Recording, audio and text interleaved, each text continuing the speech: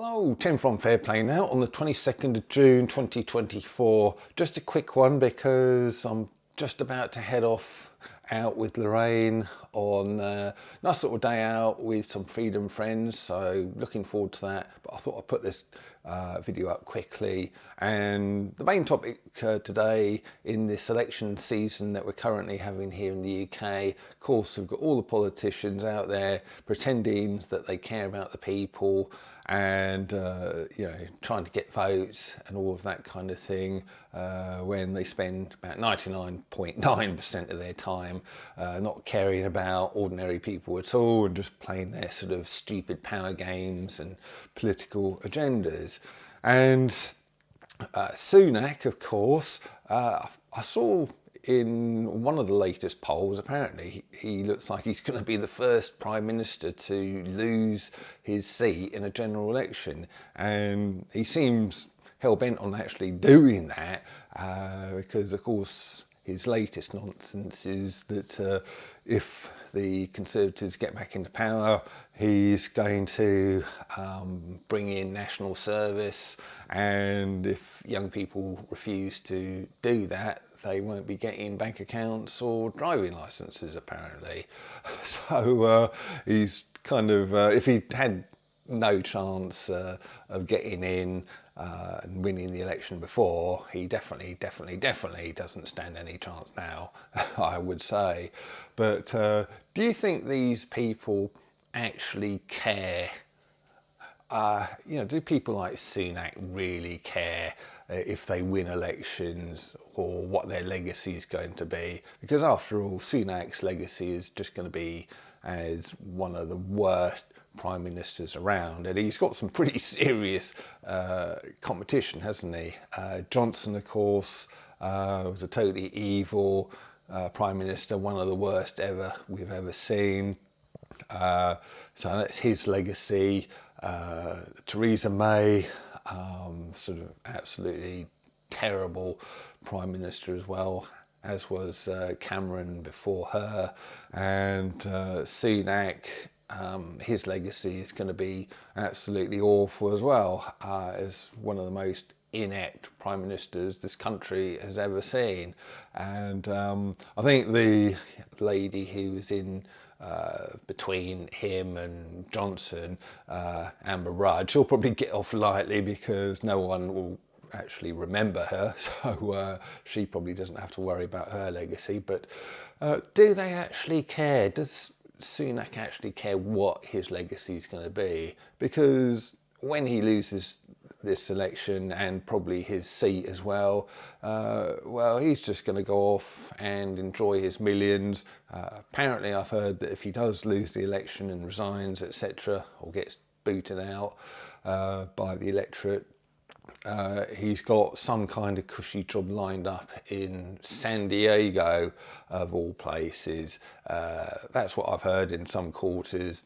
And so imagine in 6 months' time, when we're back into winter, we're all sort of shivering, struggling to pay high bills and everything else, and there he is with all of his millions, earning even more millions for doing next to nothing in some ultra cushy job and enjoying the warm year-round Californian sunshine down there in San Diego. So when you look at it that way, why would he care about what his legacy is here? People like that probably don't care at all, do they? And I think this is the situation we're in now. All of these politicians, from the mainstream at least, don't seem to care at all. Certainly the senior ones. There might be a few more junior people who are in it for the right reasons, but certainly anyone who rises to any kind of ministerial position or prime minister, they're just all cut from the same cloth. They're just working to agendas, and they just don't care what they do, what people think of them, and what their legacy ends up being. And I think this segues nicely into a couple of shout outs I've been asked to do.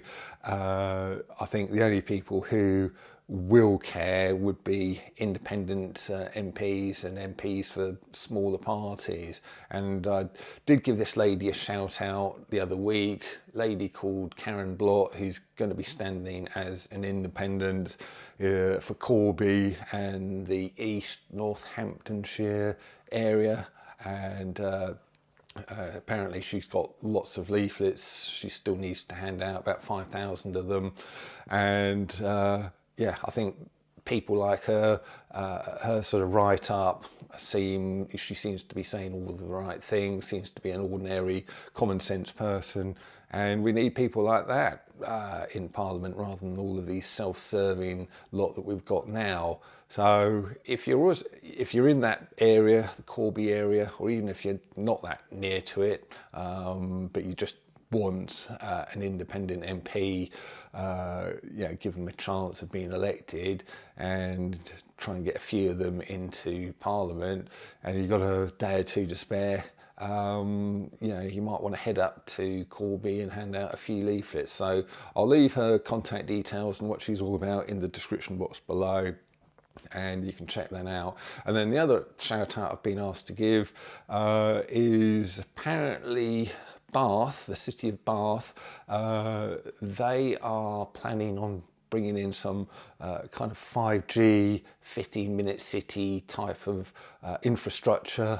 They want to trial this stuff, and of course freedom lovers down there in Bath and the West Country are not having that, and therefore on the 7th of July at 2 p.m.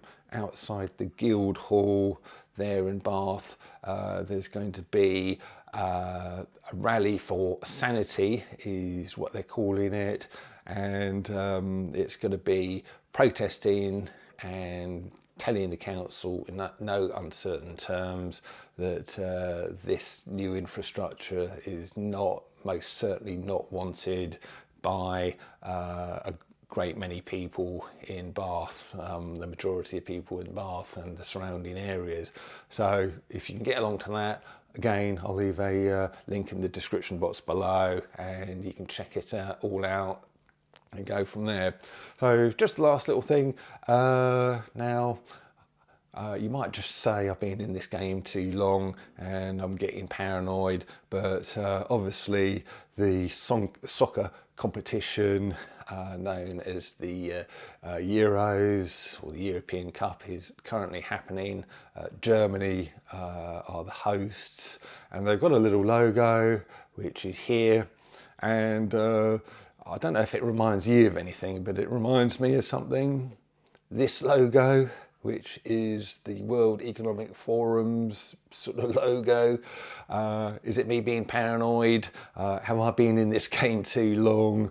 Or is it some kind of subliminal programming going on there? You tell me. And with that, I'm going to leave it. Back soon. Tim from Fair Play now. Thanks for watching.